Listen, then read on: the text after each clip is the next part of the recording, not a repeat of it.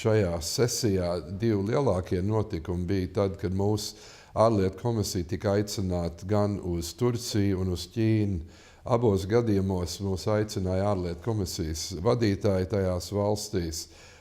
Turcijas vizītē mēs tikamies ar Turcijas prezidentu, ar ārlietu komisijas vadītāju, ar parlamentu spīkeru vietnieku. Turcija Latvijai ir ļoti svarīga valsts, gan kā NATO dalība valsts, bet arī kā Eiropas Savienības kandidāta valsts. Un tur mēs neslēpjam to, ka Latvija atbalsta Turcijas kandidatūru uz Eiropas Savienību, bet mēs arī skatāmies uz divpusējām attiecībām. Un viena ļoti svarīga daļa no mūsu tikšanām arī Turcijā bija ar uzņēmējiem. Un tur mums ir perspektīvas. Un daļēji tas saistās ar otro vizīti, kas bija uz Ķīnu.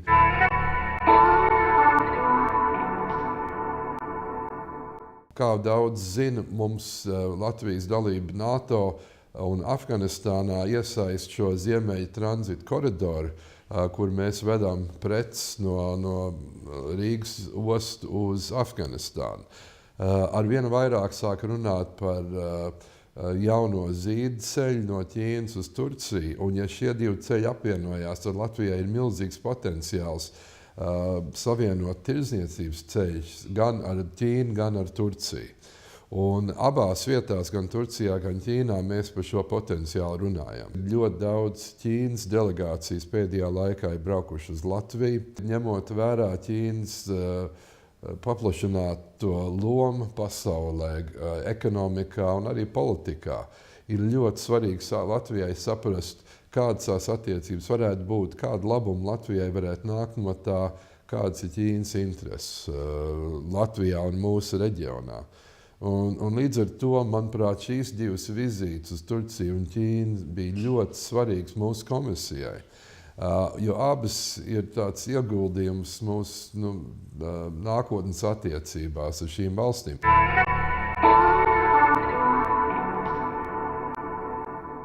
Vienlaicīgi šajā sesijā vairākas delegācijas un pārstāvji no citām valstīm arī bija Rīgā. Mēs tikamies ar Maķedonijas pārstāvjiem, Moldovu, Albāniju, Īrijas Eiropas lietu komisiju vadītāji. Tā kā ārlietu komisijai nepārtraukti šīs tikšanās ar citu valstu parlamentāriešiem. Un nākamajā gadā, gada sākumā, Īrija pārņem Eiropas Savienības prezidentūru. Mēs esam jau runājuši ar Īrijas ārlietu komisijas priekšsēdētāju un esam aicinājuši šo ārlietu komisiju uz Latviju pirmo reizi. Un te ir interesi ne tikai dēļ to, ka Īrija vadīs Eiropas Savienības prezidentūru, bet ņemot vērā, cik daudz mūsu tautiešu tagad ir Īrijā. Mums ir laiks sākt tuvāk skatīties uz parlamentārām attiecībām un varbūt pat uz politiku, uz likumdošanu, kas varētu būt nepieciešams, lai varbūt daļai regulēt, kas tagad notiek ar mūsu pilsoņiem un iedzīvotājiem, kas ir Īrijā.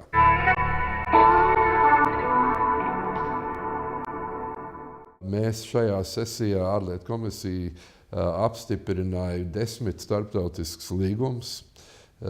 Tos apstiprinājām Saeimā, un starp tiem bija 2, kas, manuprāt, ir interesanti, ar Serbiju un Maķedoniju, kas palīdz mūsu auto pārvadātājiem paplašināt savu tirgu Balkāņu valstīs.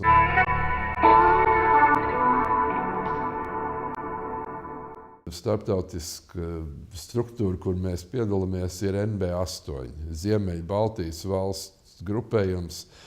Šajā sesijā mūsu ārlietu komisijas vadītāji tikās Islandē un izlēmām, ka nākamā vizīte, kas bija paredzēts Kopenhāgenā, jo Dāņi uzņēmās to vadību, mēs izlēmām, ka mēģināsim braukt uz Vašingtonu, lai uzrunātu amerikāņus, lai parādītu, kāda mums ir solidaritāte starp ziemeļniekiem un baltiešiem, kā kopīga grupa.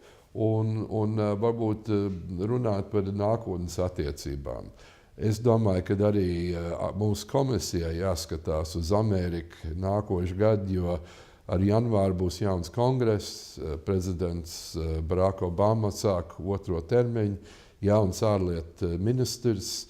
Un tātad ir ļoti svarīgi skatīties, kā ASV ārpolitika attīstās, kā tas varētu mainīties Eiropā, sakarā ar NATO, un tur, kur mēs esam kopīgi iesaistīti, gan Afganistānā, Vidus austrumos un citur.